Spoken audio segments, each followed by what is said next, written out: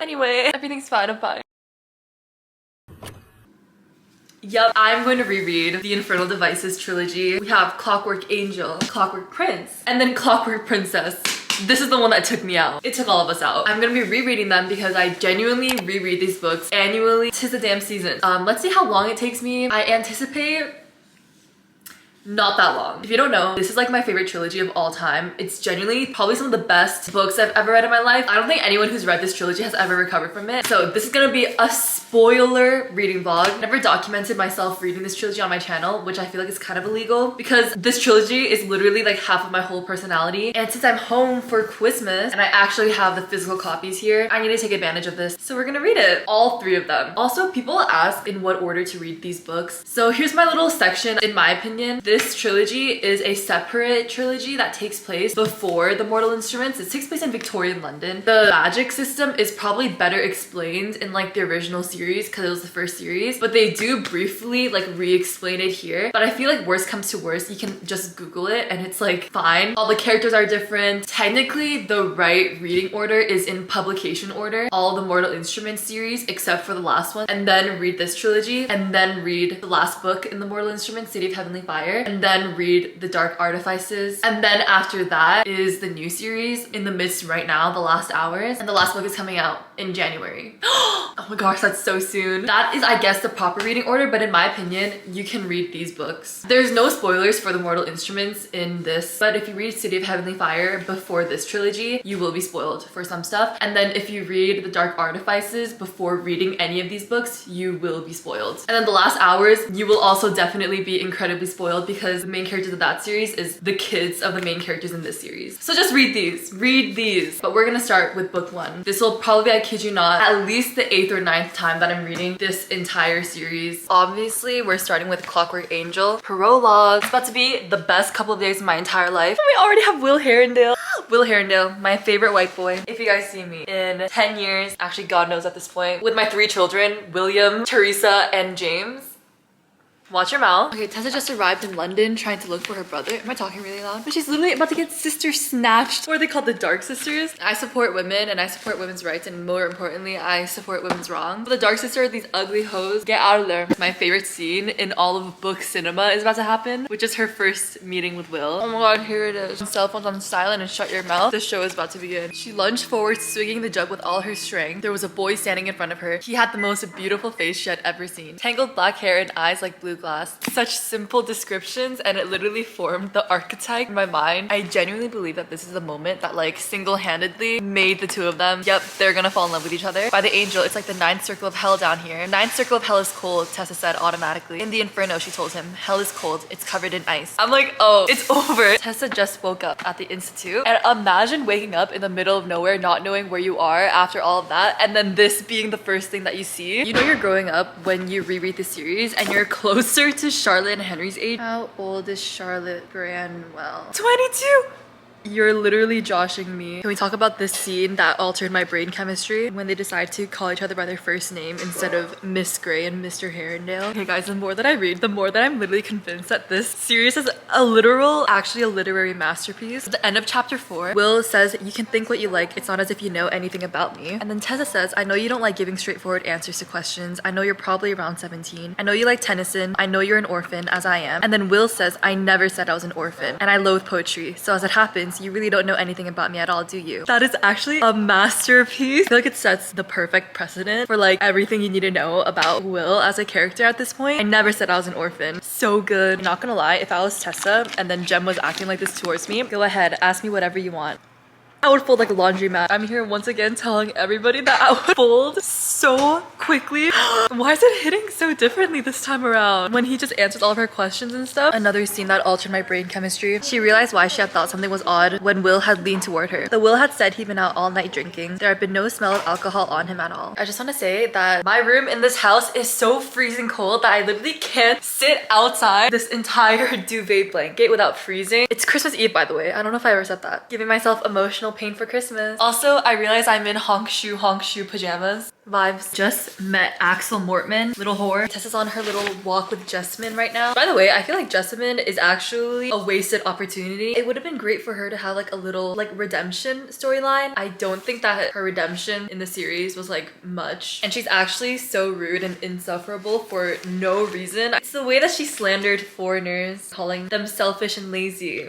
That just sits great with me. Camille is here, Lady Belcourt the vampire. She's here to talk to Tessa. Tessa was only halfway down the corridor when they caught up to her, Will and Jem walking on either side of her. Oh, imagine! I literally pulled up my Pinterest board because I need to make a public announcement. This photo right here, what we would all give. Demon pox. The way that she just tried to change into Camille and then started having a panic attack. And then Jem literally kneels in front of her. Also, Will is here. I feel like he's watching this whole thing like awkward. Icon moves only. Never trust a duck. Gabriel and I are birthday buddies. Will, Tessa, and Jem listening to the Enclave's meeting. Whenever they keep talking over Charlotte, Will says bastards talking over her like that. When men stand up for women, even though it's the bare minimum. Anyway, Will and Tessa are in the carriage headed to De Quincy's party, the vampire party. And they're in the carriage, and this is one of my favorite scenes in this book. The conversation that the two of them have when they're just like by themselves and they're like bonding over a book. Sometimes when I have to do something I don't want to do, I pretend I'm a character from a book. It's easier to know what they would do. They're having all these intellectual, like big brain, like reader conversations, and they're literally soulmates. Change my mind. It's the way that Tessa's literally never seen an Asian person ever in her life before meeting Jem and now Magnus. She wondered if perhaps like Jem he was a foreign extraction. Wow, I love being called foreign. Everyone at the party keeps staring at Will because he's beautiful. Black hair and blue eyes are my favorite combination. If you know, you know. Okay, a lot is happening right now, but the prisoner that they have ends up being Tessa's brother, Nathaniel, even though he turns out to be a lying snake, but that's gonna come later. Anyway, they're fighting and then Will ends up biting a vampire. Then it paves the way for literally my favorite scene in this entire book. Not a day has gone by that I do not think about this scene. The holy water scene. Oh my. Chapter 12, Blood and Water. Will is barefoot, flat on his back on the floor with a number of pails around him and like water everywhere. Will had an arm thrown over his face, hiding his eyes. Tessa just stared at him. When he had come into her room at the dark house, she had thought he was the most beautiful boy she'd ever seen. But just now, looking at him, she had never looked at a boy like that. You act like you don't care about anything, but everyone cares about something, don't they? Do they? Will said softly. Tess, he said, come over here and sit by me. You behave as if everything is funny to you, but you never laugh. Sometimes you smile when you think no one is paying attention. You, he said, half reluctantly, you make me laugh. Let me see your hands, he said suddenly. Can I just say that this right here, what he does in this exact moment is literally the sluttiest thing I've ever seen a man do in my life. He takes her glove, pat of his thumb brushed against the bare skin of her inner wrist. And then he says, what do you want from me? She says, I want to understand you. He looked up at her through his lashes. Is that really necessary? I don't know, Tessa said. I'm not sure anyone does understand you except possibly Jem. Jem doesn't understand me, Will said. He cares for me like a brother might, but it's not the same thing. Don't you want him to understand you? Dear God, no, he said. Why should he need to know my reasons for living my life as I do? Maybe, Tessa said, he simply wants to know that there is a reason. I love that conversation. I love that line so much. The maybe he simply wants to know that there is a reason line. Oh my gosh, I literally forgot that they kissed in this scene. That's the tea. On holy ground. I was reminiscing. Damn. Oh, but then they have like a little Twilight Edward Bella moment where he like pushes her. God in heaven, he whispered. What was that? Imagine someone says that to you. Oh, I would never recover. He literally begs her to leave. For so many years, she had wondered what her first kiss would be like, but she had never imagined that the kiss would be so brief and desperate and wild, or that it would taste of holy water and blood. I'm gonna try to finish this tonight. Also, I think I've decided that this video is probably gonna be like the longest video ever. Sophie warns Tessa against Will. Sophie really doesn't like Will, but I think that she just doesn't trust men, which she's got it right. It's just Will being mean to Henry and Charlotte again. Will, Henry is a good, kind man and he loves you. He's known you since you were a boy. He cares for you like you were his own younger brother, as do I. All I've ever done is love you, Will. Yes, said Will, and I wish you wouldn't. Blackfriars Bridge? Jem is about to take Tessa to Blackfriars Bridge and I'm gonna cry. The way that this book is like the reason why I want to go to London so badly and go to Blackfriars Bridge. This book series is literally the only reason why, and I have to do it before I die. Yeah, who's trying to book a trip? Why is the Jessa aesthetic like really hitting for me this reread? However, is it toxic of me that my favorite Tessa and Jem moments are when they're talking about Will? However horrid he is to everyone else, he loves you. What did you ever do to make him treat you so differently from all the rest? Oh, this is one of my favorite conversations. Literally just a conversation where they're talking about Will Herondale. All night he walked through the city. Never did he stop to speak to a single soul. It was like following a ghost. The next morning he was ready with some tale of false adventures and I never demanded the truth. If he wishes to lie to me, then he must have a reason. You asked why I think he tolerates me better than other people. I'd imagine it's precisely because I've never asked him why. Oh, wow, this entire trilogy, they have such banger conversations. And this was actually the game changer. I remember when I first read this in like probably like when I was in middle school, I never felt what I felt like after this revelation about Jem. The drug itself meant a slow death, but to take me off of it would mean a very quick one. I've just met you, but I don't want you to die. Another conversation in the corridors. I swear I love hidden secret corridor conversations. They're so damn juicy. Can I just say that I always forget about the fact that everyone here, they're British. I know your parents came to the institute when you were 12 and you refused to see them. Why? What did they do to you that was so dreadful? They did nothing. He shook his head. And then she says, Will, who is Cecily? Which we all want to know the answers to, but Tessa's really bold. You go, girl. Anyway, I feel like I'm just reporting like every single interaction between Will and Tessa in this vlog. When they were all about to go off into the final battle, it was Jem who broke away and ran up the stairs to her. Oh my god. He did something that surprised her then, took her hand, turning it over, kissed the back of it, just a light touch of his mouth. Anyway, turned and runs down the steps to join Will, who was as motionless as a statue. So terrible. Oh, Will. We're literally almost done this book, by the way. When you're a woman on a mission, literally invincible. De Quincey was never the Magister because it was actually a little whore, Axel Mortman, lying snake. And then we also find out that Nathaniel, Tessa's brother, is a betrayer. He's actually working for the Magister the entire time. Not Will, literally jumping on the back, the bare back of a horse. By the way, the ending to this book is like probably one of the worst endings ever. Like not like it's a bad ending. I just mean that like it is just so terrible, like what happens. I forgot that Agatha died. Oh, that's kind of sad. Agatha never did anything. It's double homicide because Thomas is dying now too. Okay, that one stung. The most important moment of this woman's career. She hears Will's voice in her head. This scene from Will's point of view. Most dramatic scene I've ever read in my life, and I truly eating it up. He saw again in his mind's eye the library of the house he had lived in with his family as a child, his own hands on the box. The words that had gone through his head over and over as he'd walked away from everything he had ever known forever. I have lost everything. Everything. Catching this now, but does Will blame himself for the fact that Tessa died? I feel like that is what that is implying. Didn't even realize that until this read through. She looked up at him with a smile. The smile broke what was left of his resistance, shattered it. He had let the walls down when he thought she was gone and there was no time to build them back up. It's game over. It's done. The ending to this chapter? Lethal. The way she looked at him, she could read what was in his eyes, he realized. It must have been written plainly there like words on the page of a book. I have lost everything, Will thought. Everything. Now we're at the very ending. And like I said, I hate the ending to this book because it pains me to see Will acting like that.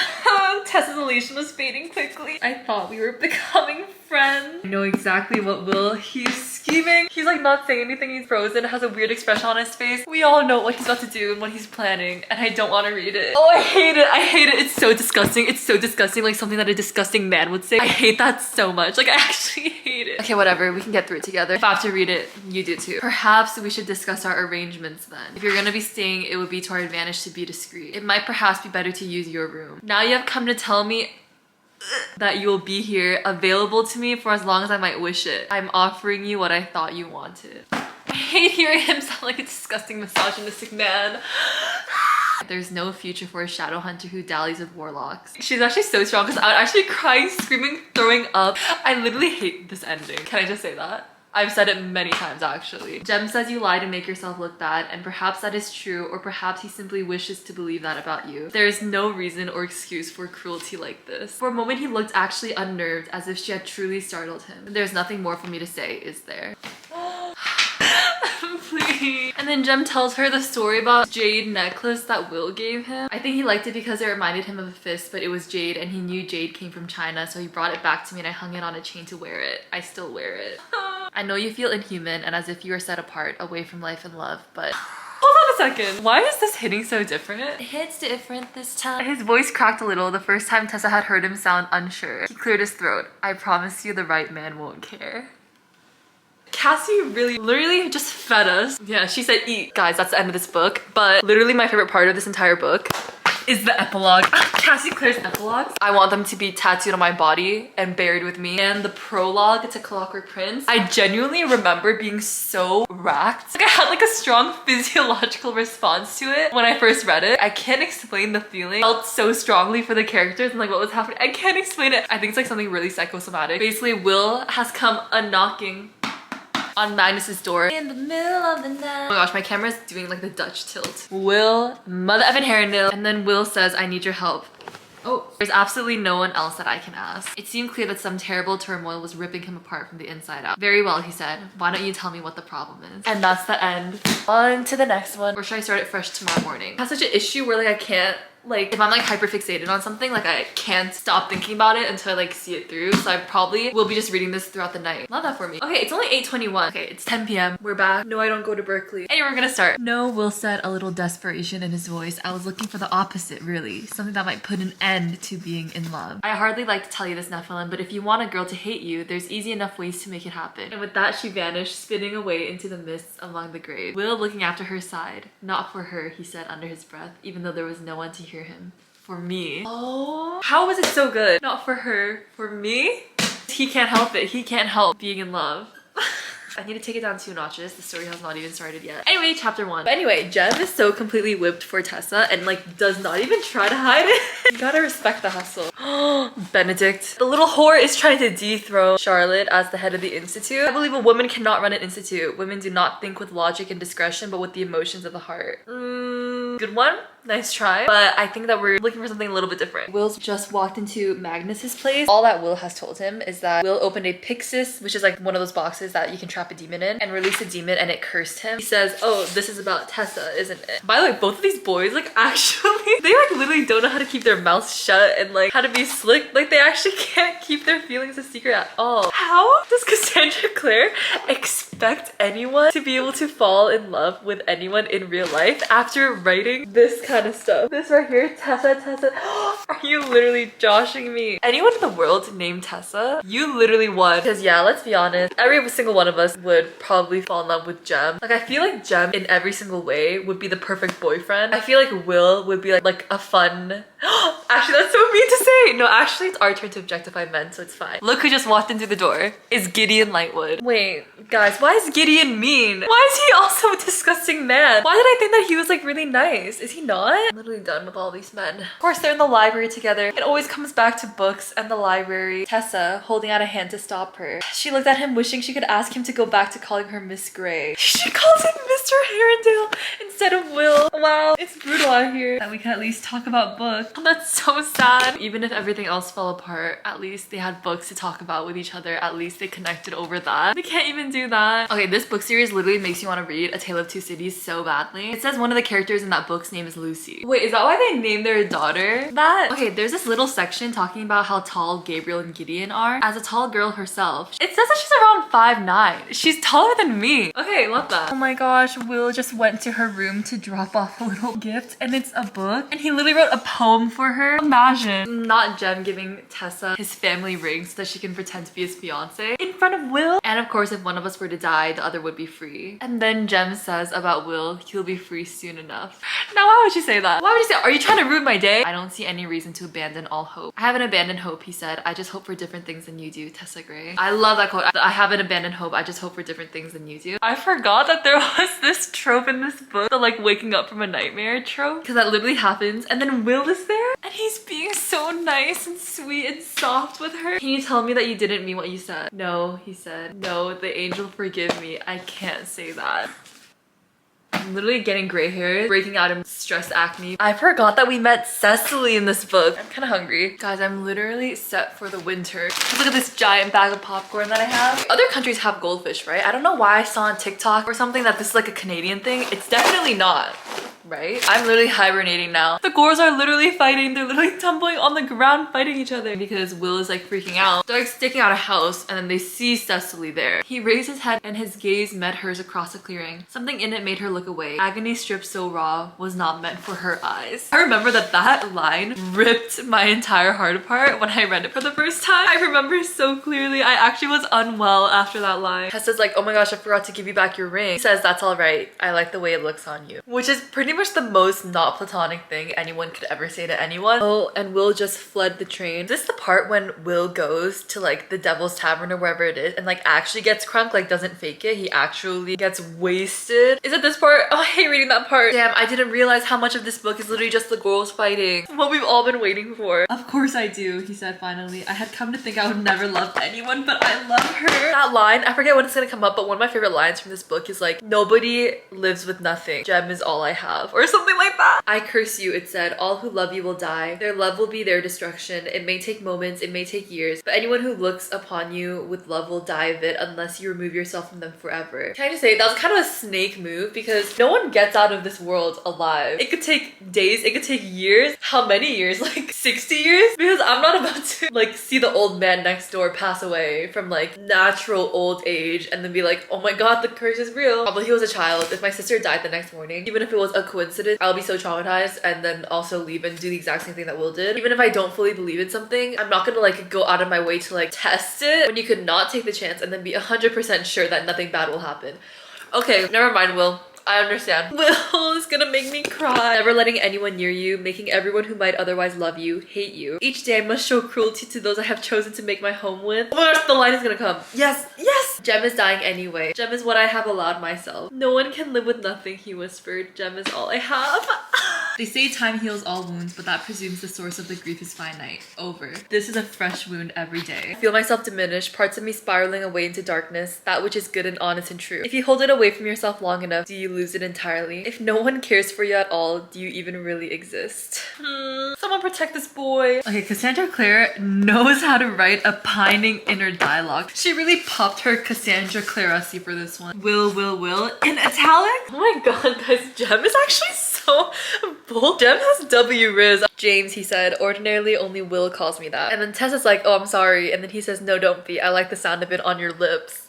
Guys, it's past midnight now. Merry Christmas. Okay, also, they're searching Will's room right now. And Tessa finds literally all of her letters that she ever wrote to her brother, which is, I would honestly never recover from that. Jem finds out that the drugs have been more expensive than the money that Jem has been giving Will. So Will has basically been like paying out of pocket to like pay the difference. That is literally so attractive. This is the part where Will gets like wasted. And he's not looking good. He's looking kind of rough. Oh my gosh, Tessa's confronting Will. She says, you should think about the way the things you do affect Jem. Oh my gosh, this is another one of my favorite quotes. It says, he has always been good to you. He's nothing but goodness. I love this line so much. I don't know why. That he hit you last night, that only shows how capable you are of driving even saints to madness. Jem says, I had begun to wonder if you were capable of the desire to spare anyone suffering. That is so mean, but also so true. It's so true, bestie. You're so valid. Will rocked back slightly as if Jem pushed him. It's been so long since he had searched for words that would earn him forgiveness and not hatred. So long since he had sought to present himself in anything but the worst light, that he wondered for a panic moment if it were even something he was still able to do. I'm literally gonna be sick. I do still hope that you'll forgive me. And then Jem says, you hurt everyone whose life you touch. Not you, Will whispered. I hurt everyone but you. I'm literally gonna cry. And then Jem says, I would always have forgiven you. I would have forgiven you even if you hadn't apologized. I'm literally gonna cry. Have you ever asked yourself why I agreed to be your pair of a tie? I love this part so much. There is a wall you have built about yourself and I've never asked you why. Hold on a second, I'm gonna cry. Okay, it's fine, I can do this. It's fine, I'm fine. But no one should shoulder every burden alone. I thought you would let me inside if I became your pair of a tie. And then you would Okay, one more time. And then you would have at least someone to lean upon. I did wonder what my death would mean for you. I used to fear it for your sake. I feared you would be left alone inside that wall. But now something has changed. I do not know why, but I know that it is true. That what is true. And then Jem says that the wall is coming down. This far through the book. Okay, we just ran into Nate, Tessa's brother, at the ball. Him and Tessa need to like dance together and have like tension, except they're siblings in real life. Not the fizzy lemonade, please. It like lowers your inhibition or something, right? Because Cassie Clare drew Will to be like the most beautiful, gorgeous boy you'll ever see in your entire life. I genuinely have such a hard time like imagining what he looks like. She really shot us all in the foot. Now I feel like no adaptation, fan cast or anything would like do justice to like what Will Herondale is supposed to look like. Can you guys imagine that? Like I can't. Guys, comment down below if you guys have like someone that you picture as Will Herondale. Or maybe the only way that it can be adapted is like animated graphically, but not acted in real life. He raised his hands and methodically began to take the pins from her hair one by one. This is literally a family event. They're acting so unholy right now. Literally drunk making out. Magnus comes in. I have so much secondhand embarrassment for them. Will sees the demon from his childhood and he like chases him down. Oh my gosh, it's the way that Magnus pretends that he's with Will to make Camille jealous. And then Magnus is like, oh, like let's go, babe. And then Will's like, what? And Magnus like kisses him and Will's like, huh? And he's like, did you just kiss me? And then Magnus is like, no. And then Will is like, Oh, okay. He's literally a minor. You must know how very much your friendship means to me. Please don't. Every time you say that word, friendship, it goes into me like a knife. To be friends is a beautiful thing, Tessa, and I do not scorn it, but I've hoped for a long time now that we might be more than friends. He's literally so sweet. Okay, obviously I always liked him, but like it never hit like it did for me like time around, and I don't know what's changed. Oh, and they're both like apologizing to each other for being too forward. Okay, they might be soulmates. Oh, look at what Sophie says. She says you should see the way he looks at you when he doesn't think you see, or looks up when a door opens and is always disappointed when it isn't you. That's so cute. Sophie's literally being caught in 4K. Tessa sees them. Sophie standing against the wall, Gideon pressing her hand. That is my favorite scene of this entire book. He flings his whole body to cover her when that like automaton explodes, and then like all the shrapnel like shreds up his back. He knocked you down and covered you to protect you from the explosion, Jem said. There was nothing to protect him. Oh. Okay, no offense, but I'm 100% gonna be a Will and Tessa person for the rest of my life, because look at this scene. The scene where she wakes up and it's like in the middle of the night. Every single time. I have to do it every single time. She rested her cheek against the warm juncture of his neck and shoulder. I just feel like the chemistry that they have together, I just feel like I've never felt that between Jem and Tessa. I just never have met any two characters that like have that kind of connection between them. Earth-shattering, groundbreaking, will never be the same after that. As my dad just gave me cheap fried rice. I am literally so spoiled. Will and Magnus found the proper demon. I repeat, they found the proper demon. There has never been a curse on you, Will Herondale, not one put there by me. He remembered a great wall that had surrounded him, isolated him for years, crumbling away into sand. He was free, and he was alone. Will slid to his knees. His hands were locked across his stomach as if they were keeping his guts from spilling out. 5 years, he thought. 5 years wasted. Please. Everything I've done, Will said. All the lying, pushing people away, the abandonment of my family, the unforgivable things I said to Tessa, a waste. Hold on a second. Magnus is kind of spinning some facts right now, because he says, you're 17, you can't have wrecked a life you've barely lived. Don't you understand what this means? You spent the last 5 years convinced that no one could possibly love you, because if they did, they would be dead. But you were wrong. That is actually so true, bestie. Like, I can't imagine how painful it would be for Will to like spend his life fully, truly believing that no one in his life actually loved him. Feeling like nobody in the world cares about you is genuinely probably one of the worst, most terrible feelings you could ever feel in your entire life. 5 whole years. Send this boy to therapy. Wait, why do I feel like this time rereading this book, I'm like convinced that Magnus is like in love with Will. Oh, and all the professors and academics have answered.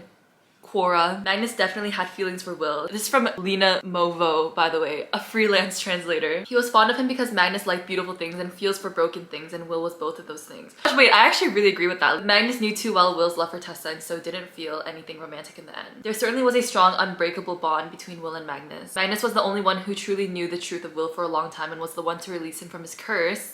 Beautifully said. It's literally painful for me to read this last part of this book. It's so painful. Your place is with me, Jem said. It always will be. Will you do me the honor of becoming my wife? I think it's like one of the most beautiful like proposal speeches I've ever read about. I can offer you my heart, though I have no idea how many more beats it shall sustain. But I love you enough to hope that you will not care that I'm being selfish and trying to make the rest of my life, whatever its length, happy by spending it with you. No, I can't bear to read this next part because it's Will being like so happy, like a puppy dog kind of love. And she's already engaged to Jem. It's so painful. Oh no, it's happening, it's happening. Oh wait, never mind. They have to be taken away because the Lightwoods have demon pox. She could not stop herself from comparing the two.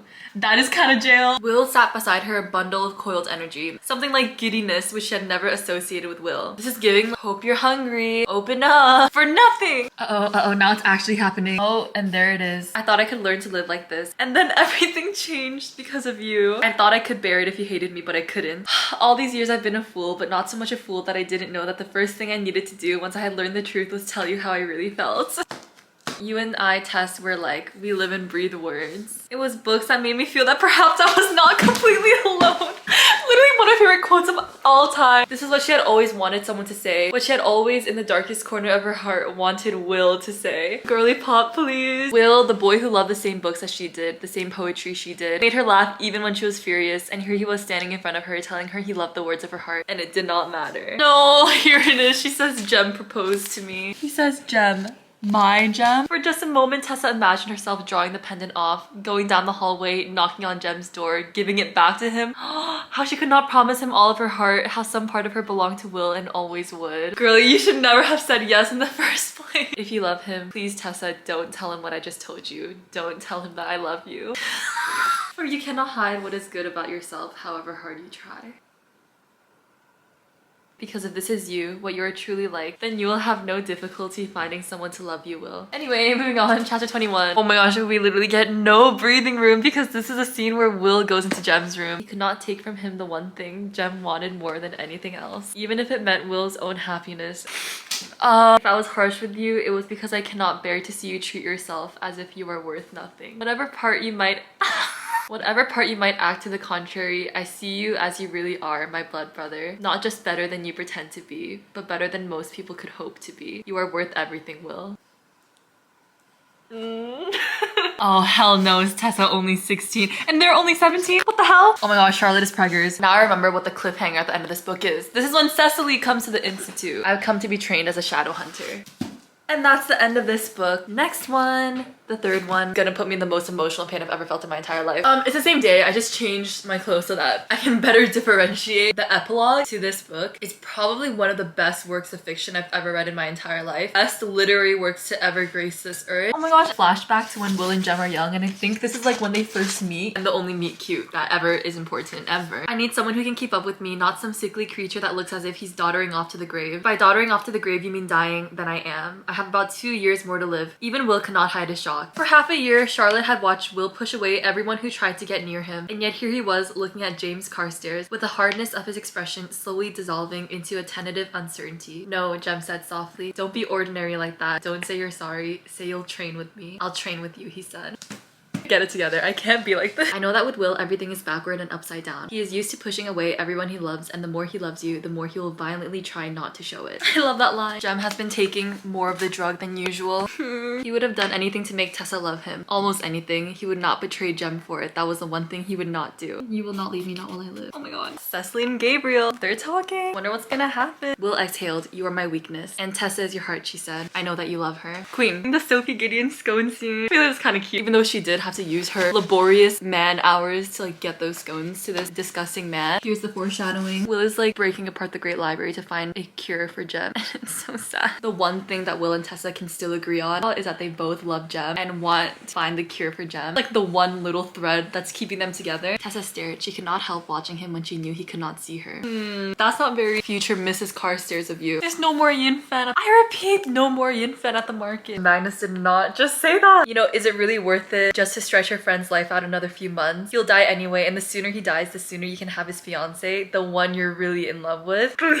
Stop. I'm gonna cry. Because if I save him, then it is worth it. Everything I have lost. Are you joking? Oh my gosh, just kidding. It wasn't Magnus that said that. It was Woolsey Scott, the freaking werewolf. Sorry. That was literally friendly fire. Asian on Asian hate. Cancelled. Jem dies, I cannot be with Tessa because it will be as if I were waiting for him to die or took some joy in his death. I will not profit from his death. I didn't know that it was freaking Woolsey that said this quote. You love them both and it tears you apart. Most people are lucky to have even one great love in their life. You have found two.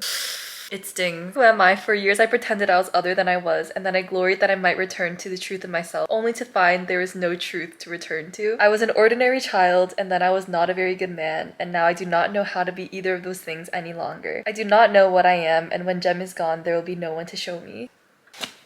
Fireplace scene, probably one of the best scenes in this book. I literally feel like a librarian when I'm in this position. I have my little glasses up here. Drug is not a cure, Tessa. It only extends my living. I will not allow you to throw away your own life for a remnant of mine. If you go to Mortman, it will be for nothing. I still won't take the drug. Jem strode across the room, seized the packet. Before any of them could make a move to stop him, he cast it into the fire. And then this part, the room erupted in shouts. Will had already dropped to his knees before the grate and thrust both his hands into the flame. Put his bare dogs into an open fire.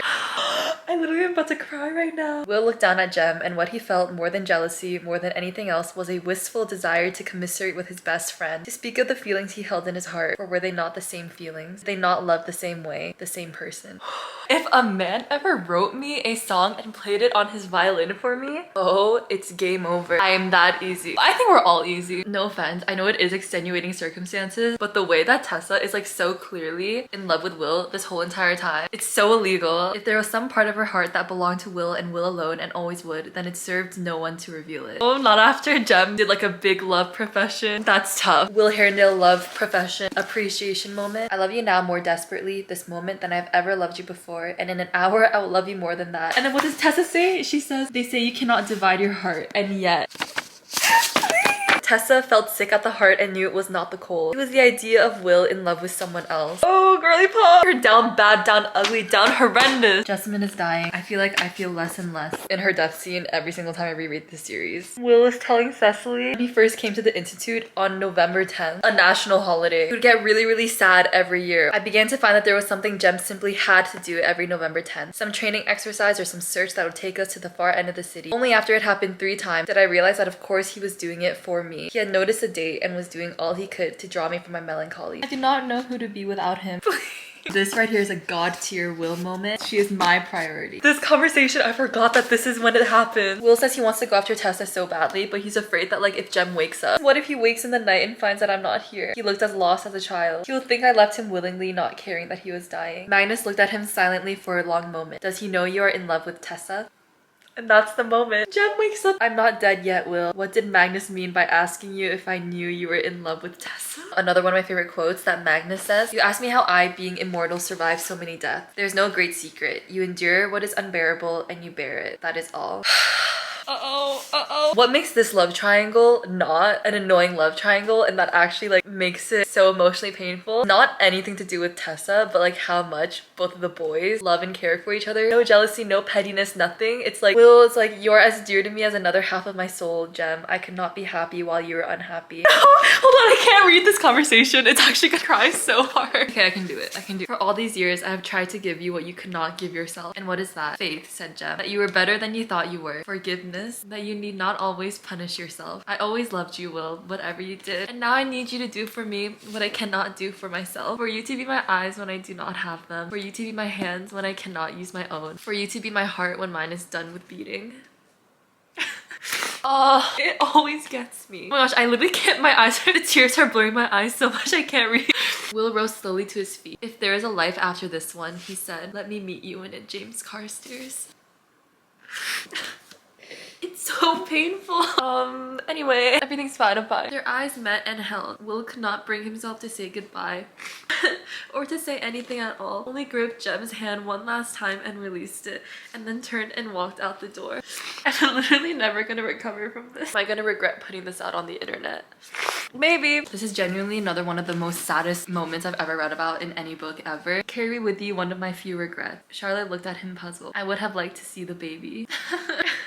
I made a decision. It is over. Even though I know how this book ends, I know how it ends, and I know that it's fine. It's actually not fine at all. It's happening. It's happening. A sharp stabbing pain shot through his chest. The cord snapped. He could see that his parabatai rune just over his heart was bleeding. Jem was dead. Okay, that's not that bad. Okay, we made it through. Out of the saddlebag, he took the knife Jem had given him and plunged the blade into the bloody ground. James Carstairs, he said. I told you before, Jem, that you would not leave me, Will said, and you are still with me. When I breathe, I will think of you, for without you, I would have been dead years ago. Battery died. Maybe that's a good thing. Maybe I can then read this now without crying. When I wake up and when I sleep, when I lift up my hands to defend myself, or when I lie down to die, you will be with me. This spot on the ground, whether he could ever find it again, whether he lived to try, would be theirs. Okay, never mind. I'm still crying. Sorry for neglecting every other storyline in this book that isn't just about Jem and Will. Anyway, we got the reveal about Tessa's origin story. That man is so ugly. No. To this day, I still think that it's kind of like, it's kind of goofy, kind of silly goofy mood that they're in. After Jem's death, their instinct is to like sleep with each other out in the open. Don't you see, Will, you're a person like me. You say the things I think, but never say out loud. You read the books I read. You love the poetry I love. You make me laugh with your ridiculous songs and the way you see the truth of everything. I feel like you can look inside me and see all the places I'm odd or unusual and fit your heart around them. For you are odd and unusual in just the same way.